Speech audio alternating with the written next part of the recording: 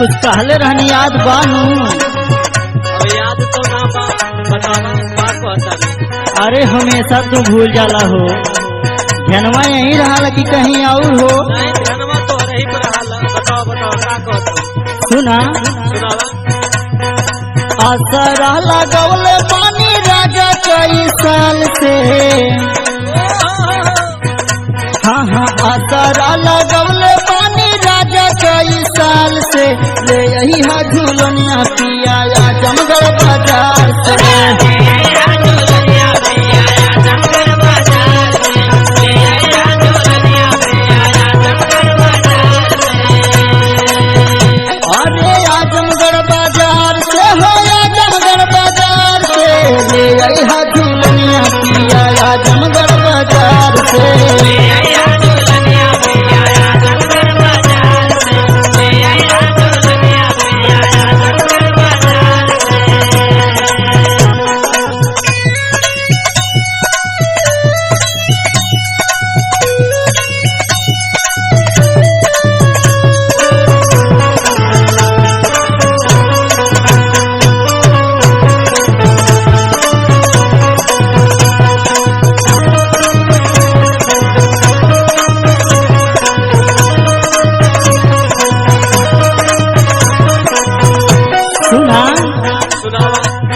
हमेशा कहिला तू कौनो न कौनो बहाना या कौनो बात के टाल देला, ठीक है।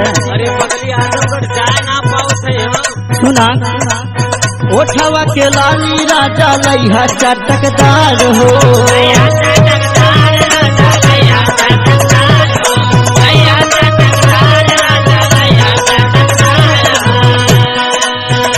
हाँ ले लिहा बजारिया से सूट सलवार हो।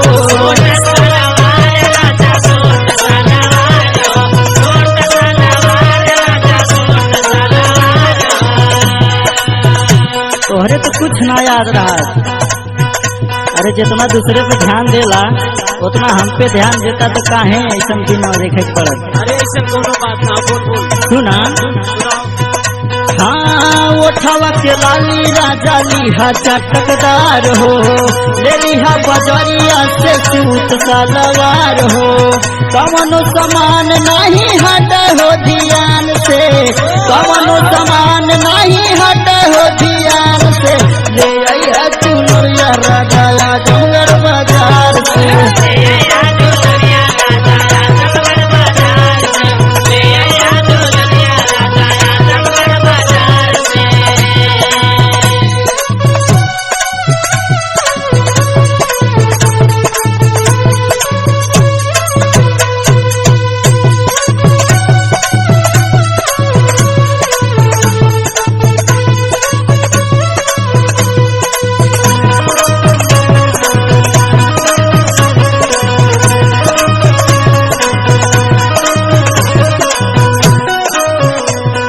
सुना अब तोहार कोनो बहाना ना चली, हमें चाहिए तो चाहिए। अब ये टेलर अली टेलर के सूट सलवार सियावे खातिर नहीं सूट सलवार से नाम काम चली। अच्छा बताओ बताओ। सुना का ले लिया। सुनाओ। हाँ कमर कर धनिया चाहिए पायल घुघुदार हो।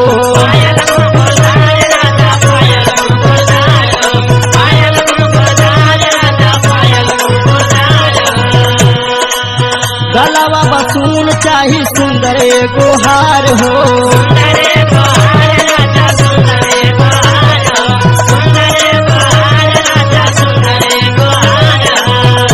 हाँ कमर कर धनिया चाहिए पायल घुघुदार हो। गलावा बसून चाहिए सुंदर एगो हार हो।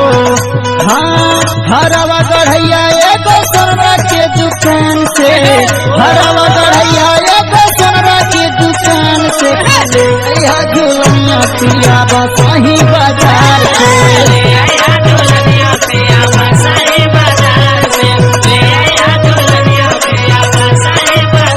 हाँ हाँ बसाही बाजार से हो, बसाही बाजार से। ले आया झूलनिया पिया बसाही बाजार से।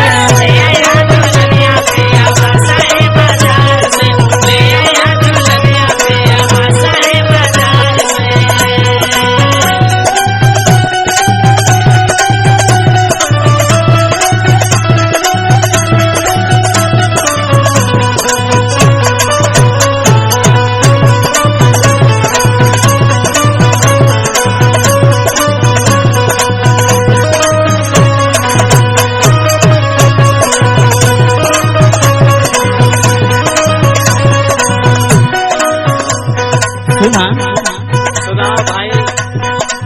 तोरा हो श्रृंगार करके जाई बनाई हरावा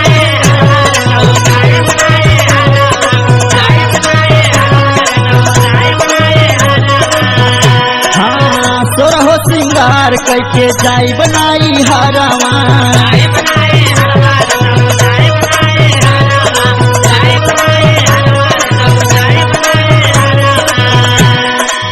जइहे कमाए बिना गोरा के सहारावा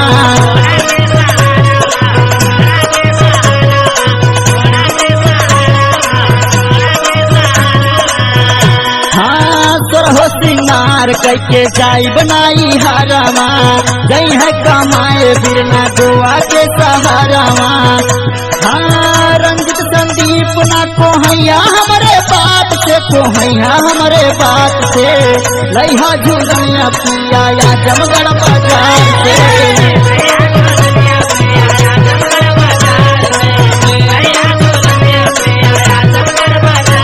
हाँ असरा लगौले बानी राजा का ईशान से असरा लगौले बानी राजा का ईशान से ले आई झूलनिया पिया या जमगढ़ बाजार से।